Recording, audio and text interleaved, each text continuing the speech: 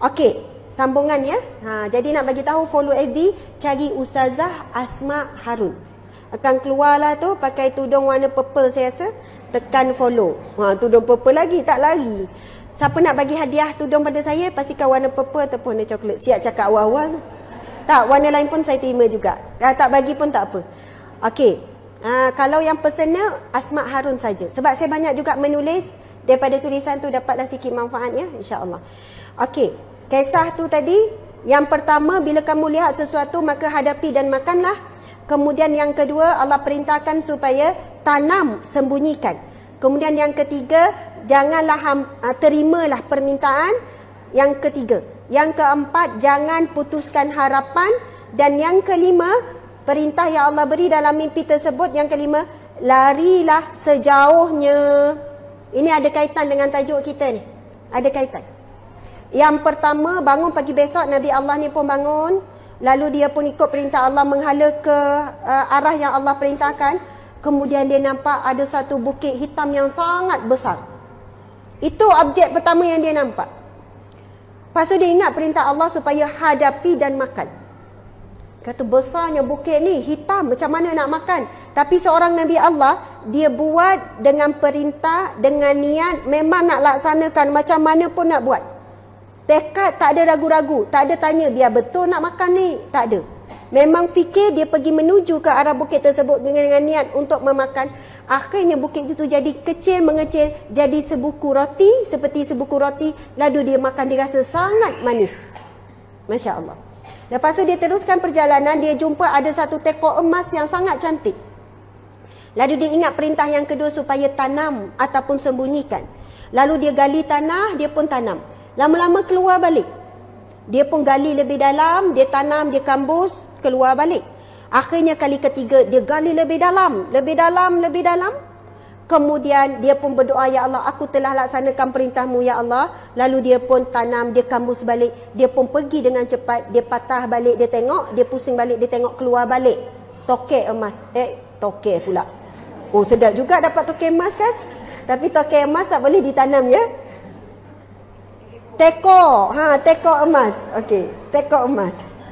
Kemudian diteruskan perjalanan, tiba-tiba ada seekor burung kecil.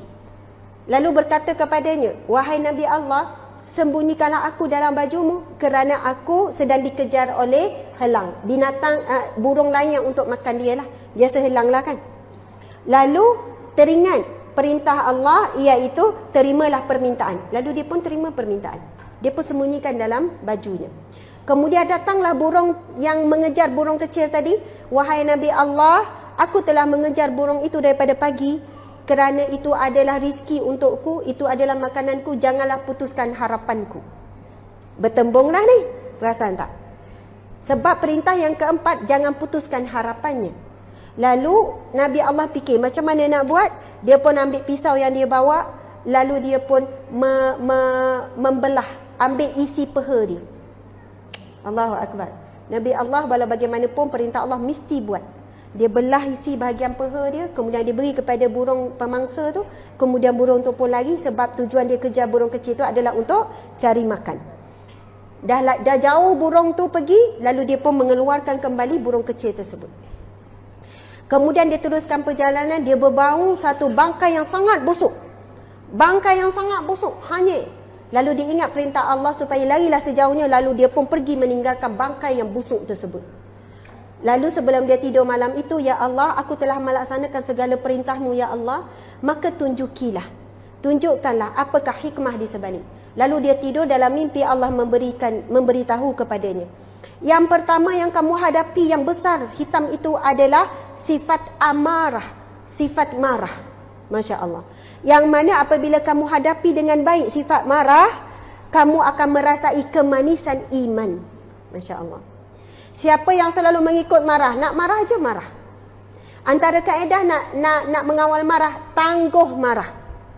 Contoh ya, balik ni, ibu-ibu sekalian, kan kita dah tadi masak elok-elok, dah tinggal elok-elok, suami bang saya nak pergi kuliah ni, Ustazah Asma ni, makanan saya dah sediakan ya, solehah dah tu kan, sedia apa semua. Okey, saya pergi dulu ya. Mungkin kita harap suami kita basuh dan angkat pinggan tu ki singki. Tapi kalaulah berlaku balik ni, tiba-tiba pinggan yang makan memang duduk atas meja tu tak bergerak. Maksudnya dia cuma basuh tangan dia je. Jadi ada kemungkinan, beberapa kemungkinan bakal berlaku bila balik. Pinggan siapalah ni? Dia tanya soalan tu. Walaupun dalam rumah tu ada 2 orang tu je. Kan? Nak marah ke nak sabar? Masya Allah, bukan mudah kan? Apa-apa berlaku, kalaulah kita orang yang menangguhkan marah. Saya nak bagi tahu tip ni, saya banyak bagi tahu orang muda yang mudah marah. Ustazah, kami ni asyik bergaduh je. Saya kata macam ni, puan cuba kalau nak marah tangguh ke malam. Malam baru marah. Kalau nampak apa-apa siang, semua cakap tak apa, tunggu malam aku marah. Nampak apa-apa berlaku siang, suami buat itu ke, nak marah apa, tangguh. Saya kata bukan marah, bukan jangan marah, tapi tangguh saja. Boleh? Okeylah, saya cuba Ustazah, saya tangguh. Jadi nak marah, okey, Ustazah kata tangguh malam. Okey, nak marah petang, tangguh malam. Sampai malam tak jadi marah. Tak jadi marah. Saya belajar buat perkara tu. Jangan bila nak marah terus marah, tangguh dulu. Tapi tiba-tiba petang suami beli goreng pisang, tak jadi marah. Tapi kalaulah nak benda tak betul terus marah, bang, ni kan plekat siapa ni? Mungkin petang tu tak dapat goreng pisang. Betul tak? Maksud saya, asbab kita banyak lepaskan marah, kita terlepas banyak kebaikan. Tapi asbab kita tangguhkan marah, akhirnya kita dapat, kita tangguhkan sekejap, kemudian suami buat baik balik, kita pun lupa. Malam tu pun, kalau pun perkara tu tetap kena bagi tahu, tapi dia punya intonasi dah beza. Tapi kalau kita tak tangguh, cakap masa tengah marah, memang lainlah suara. Memang nyaring lah, tak payah guna mic. Tapi kalau malam, bang, saya nak tegur sikit bang ya. Pagi tadi tu ada perkara yang saya rasa kena tegur. Nada dah jadi lain, dan mula dengan doa dulu. Rabbi syrahli sadri. Betul ibu-ibu sekalian. Kan nak mula tu tak payahlah kuat-kuat depan suami. Bang ada nak tegur sikit. Bismillahirrahmanirrahim. Rabbi syrahli sadri. Baca nak ceramah lah pula. Doa tu sebelum. Ini doa Nabi Musa alaihissalam ketika Allah perintahkan pergi menghadap Fir'aun. Lalu Allah ajarkan doa ni, Nabi Musa berdoa, ya Allah, Rabbi syrah li sadri, lapangkanlah dadaku, wa yassir li amri, pemudahkanlah urusanku nak ngadap Firaun ni. Wahlul uqdatam min lisani, bukakanlah belenggu yang mengikat lidahku, yafqahu qawli, agar dia faham apa yang aku nak sampaikan. Kita kadang cakap dengan suami lain tapi suami faham lain, jadi bergaduh. Kita nak cakap lain pada anak kita salah faham, lalu kecil hati. Sebab kita tak minta dengan Allah dalam perkara tersebut. Jadi kita minta dengan Allah. Yang pertama, kita minta lapang dada. Sebab apa? Kita nak bagi nasihat, tegur orang pada orang, kita pertama kena lapang dada. Ini kita nasihat orang, lepas orang tu tak boleh terima, kita kata, saya ni nasihat kerana kebaikan tau. Tiba kita pula nak marah. Saya nasihat sebab sayang ni. Saya nasihat kerana Allah. Oh, macam tu. Sebab apa? Kita sebenarnya tak berlapang dada bila orang tu bagi feedback, muka ke ataupun orang tu cakap, kau tu bagus sangat ke nak bagi nasihat pada saya. Jadi sebab itu kita kena bersedia untuk apa-apa tindak balas orang bila kita bagi nasihat. Kita kena berlapang dada. Jangan minta orang tu berlapang dada. Kita kena berlapang dada dulu. Kemudian insya-Allah bila dah 2 hari orang tu fikirlah apa yang kita cakap. Kemudian dia rasa betul jugalah apa orang tu cakap. Lalu dia minta maaf. Jangan nak paksa orang yang kita bagi nasihat masa tu juga nak suruh terima. Itu kesilapan kita dalam memberi nasihat. Kemudian kita minta Allah bantu urusan kita ni, nak cakap dengan suami biar keluar perkataan yang elok-elok. Kan kalau tersalah pilih ayat, nak ngundur balik tak boleh. Kadang kita dah cakap-cakap, bang saya sebenarnya tak nak cakap macam tu, tersalah. Tapi boleh tarik balik tak? Tak boleh. Hati dah teriris. Masya Allah. Okey, teruskan cerita tadi. Kemudian yang kedua. Teko. Okey. Tekor emas itu Allah sebut itu adalah kebaikanmu. Kebaikan yang engkau buat, walaupun engkau sembunyikan macam mana pun tetap akan diperlihatkan oleh Allah. Kalau kita buat baik tapi syarat kerana Allah, buat baik macam mana pun, kita sedekah sembunyi macam mana pun, kita semayang sunat kita sembunyikan, kita puasa kita sembunyikan, kita tolong orang kita sembunyikan, Masya Allah, akhirnya Allah tetap akan tunjukkan kebaikan tersebut. Kalau tidak di dunia, pastinya di akhirat. Tetapi kebiasaannya di dunia dah nampak. Ada orang ketika hidup dia tak terkenal, tapi saat mati dia, Allah muliakan dia, dia dapat husnul khatimah. Bila dia mati, meninggal dalam keadaan solat, dia meninggal dalam keadaan sujud, dia meninggal dalam keadaan baca Quran, meninggal dalam keadaan majlis ilmu, sampai orang cari-cari apa kelebihan dia sampai dia meninggal begitu baik. Akhirnya setelah dia meninggal, masyhur nama dia, masyhur. Ada seorang pensyarah di Yusing, dia pensyarah biasa, bukan pengajian Islam. Saya ingat cerita ni 3 tahun lepas ke 4 tahun lepas, yang mana suami dia jumpa isteri dia meninggal dalam keadaan menghadap kiblat, baca Quran sebab memang terlungkup atas Al-Quran, duduk menghadap kiblat, sudah tentu dalam keadaan berwudu dengan berpakaian menutup aurat. Heboh satu Malaysia masa tu, tapi saya ingat macam mana terbongkar kebaikan dia wanita ni. Bila meninggal dalam keadaan macam tu, orang tanya kan, macam mana ya Allah indahnya pemergiannya dalam keadaan dia dengan Al-Quran. Lalu suami dia ke ahli keluarga anak, wallahualam cerita, dia kata, tapi yang paling kenal mestilah suami. Kata isterinya ni akan bangun seawal 4 pagi macam tu lah, ataupun lebih awal untuk solat dan baca Al-Quran. Dan dia kata isteri dia dah pun hafal surah Al-Mulk, surah Ar-Rahman, surah Al-Kahfi. Panjang surah Al-Kahfi tu. Dia bukan pensyarah pengajian Islam, pensyarah macam IT ke apa macam tu lah, profesor, doktor, tak ingat. Lepas tu surah-surah penting lah, surah Sajadah. Dan sekarang isteri sedang menghabiskan untuk hafal surah Al-Baqarah, yang mana surah-surah yang dijamin selamat daripada azab kubur. Nak bagi tahu, maksudnya orang dilihat seperti biasa, lepas dia meninggal Allah muliakan dia. Lepas tu sahabat-sahabat pula bercerita, dia seorang wanita yang sangat baik. Walaupun daripada gambar dia kita tengok penampilan sangat biasa, bukanlah tudung yang sangat labuh, biasa saja, tapi dia sangat luar biasa hubungan dia dengan Al-Quran, hubungan dia dengan Allah. Kemudian sahabat kata dia seorang yang sangat kuat bersedekah. Dia menanggung bil elektrik banyak.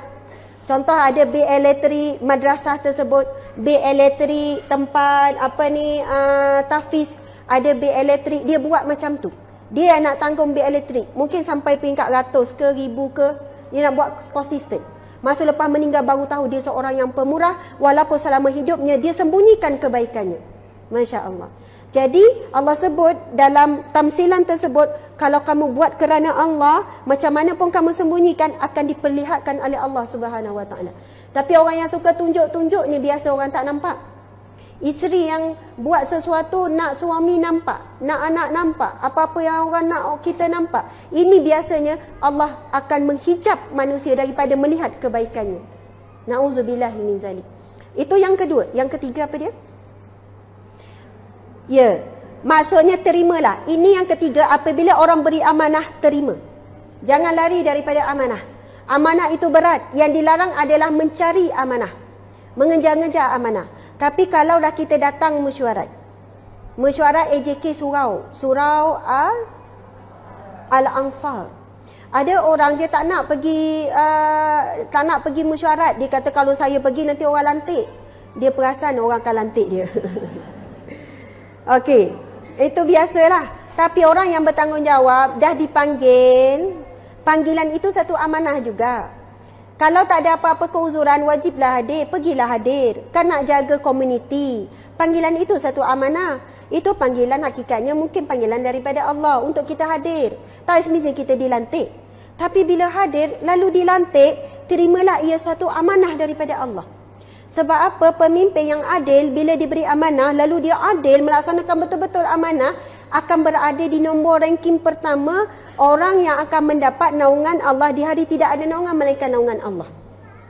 Iaitu di padang mahsyar kelak 7 golongan kan. Yang pertama sekali, pemimpin yang adil.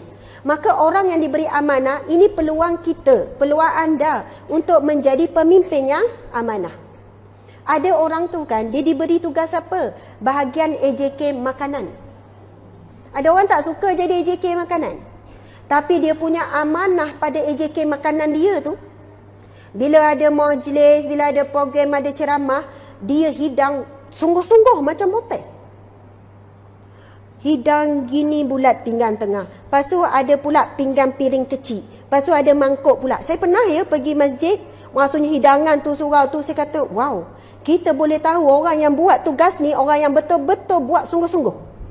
Walaupun kita tengok tugas diberi, saya JK makanan je, Saya bukan macam awak setiausaha, bukan bendahari, bukan bahagian ni, saya bahagian kecil, bahagian JK makanan.